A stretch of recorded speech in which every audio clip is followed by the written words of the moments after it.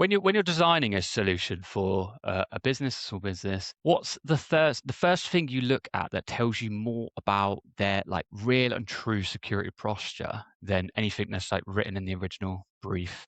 I don't, to be quite honest with you, I don't lead with security. That's never the first defining factor. Um, and the reality of it, it is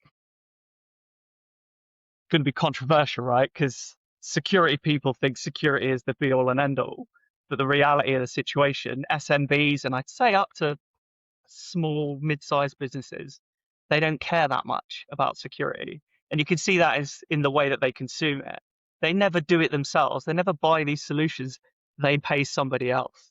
A VC's, a security advisor. They never do it themselves because they're not that interested. They're only interested as far as it supports them to make good on sales, right? So if they're not delivering to enterprises, it's unlikely that they're ever going to get some sort of compliance questionnaire or request for their ISO 27001 certificate. So it's not a big deal for them.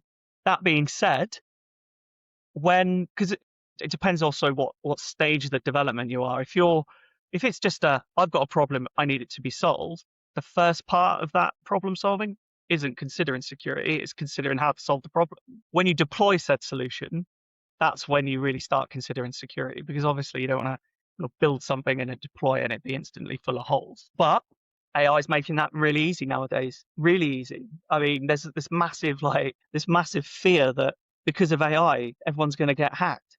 The reality of that situation is most businesses are not even on the radar of these hackers. Like, who cares?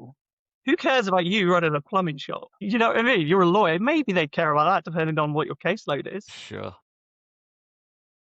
But that's the reality of the security situation. I think the security industry in general is really good at selling fear and uncertainty. In fact, that's how that business runs. So, I mean, to go right round the loop, right back to the beginning of the question, how do I see the postures? They're almost non-existent in a lot of cases.